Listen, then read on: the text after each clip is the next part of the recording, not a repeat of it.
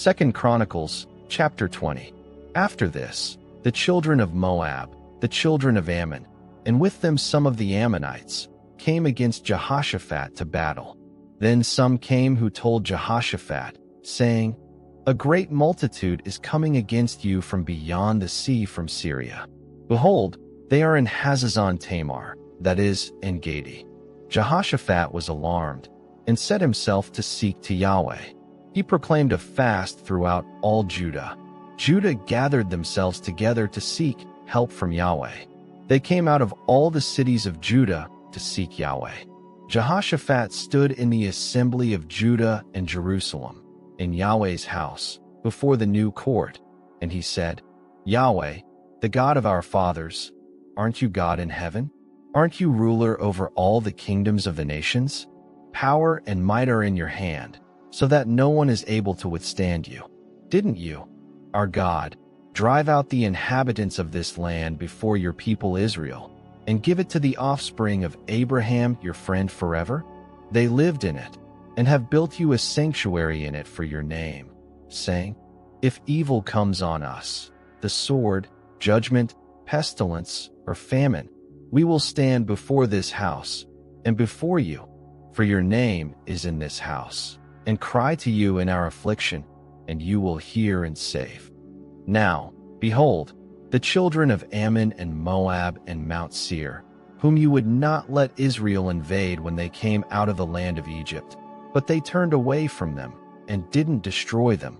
Behold, how they reward us, to come to cast us out of your possession, which you have given us to inherit. Our God, will you not judge them? For we have no might against this great company that comes against us. We don't know what to do, but our eyes are on you." All Judah stood before Yahweh, with their little ones, their wives, and their children. Then Yahweh's Spirit came on Jahaziel the son of Zechariah, the son of Benaiah, the son of Jeiel, the son of Mattaniah, the Levite, of the sons of Asaph, in the middle of the assembly. And he said, "Listen, all Judah, and you inhabitants of Jerusalem, and you, King Jehoshaphat. Yahweh says to you, don't be afraid, and don't be dismayed because of this great multitude, for the battle is not yours, but God's. Tomorrow, go down against them.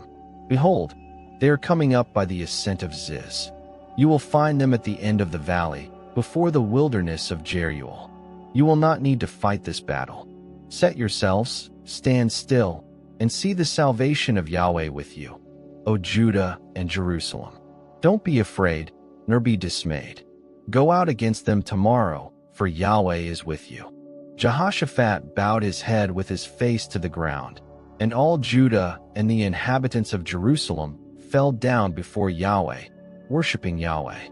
The Levites, of the children of the Kohathites and of the children of the Korahites, stood up to praise Yahweh, the God of Israel, with an exceeding loud voice.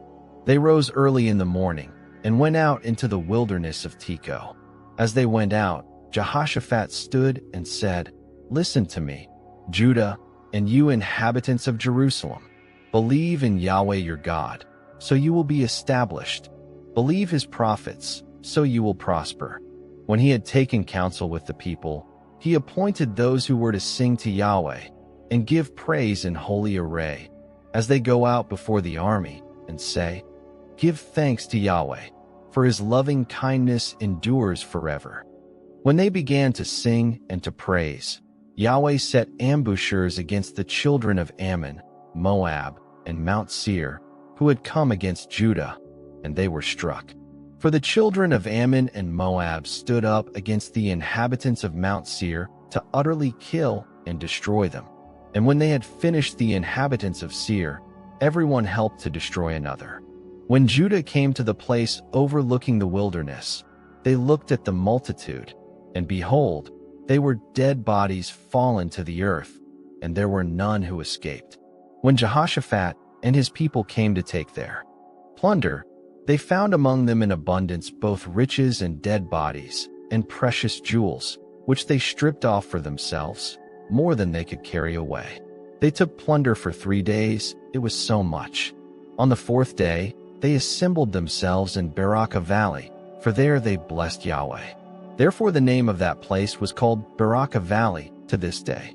Then they returned, every man of Judah and Jerusalem, with Jehoshaphat in front of them, to go again to Jerusalem with joy, for Yahweh had made them to rejoice over their enemies. They came to Jerusalem with stringed instruments, harps, and trumpets to Yahweh's house. The fear of God was on all the kingdoms of the countries, when they heard that Yahweh fought against the enemies of Israel. So the realm of Jehoshaphat was quiet, for his God gave him rest all around. Jehoshaphat reigned over Judah. He was 35 years old when he began to reign, and he reigned 25 years in Jerusalem. His mother's name was Azubah, the daughter of Shilhi. He walked in the way of Asa his father, and didn't turn away from it, doing that which was right in Yahweh's eyes. However, the high places were not taken away, and the people had still not set their hearts on the God of their fathers. Now the rest of the acts of Jehoshaphat, first and last, behold, they are written in the history of Jehu the son of Hanani, which is included in the book of the kings of Israel.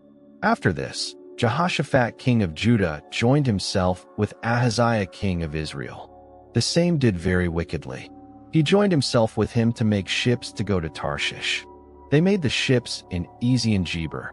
Then Eleazar the son of Dodavahu of Mareshah prophesied against Jehoshaphat, saying, "Because you have joined yourself with Ahaziah, Yahweh has destroyed your works." The ships were wrecked, so that they were not able to go to Tarshish.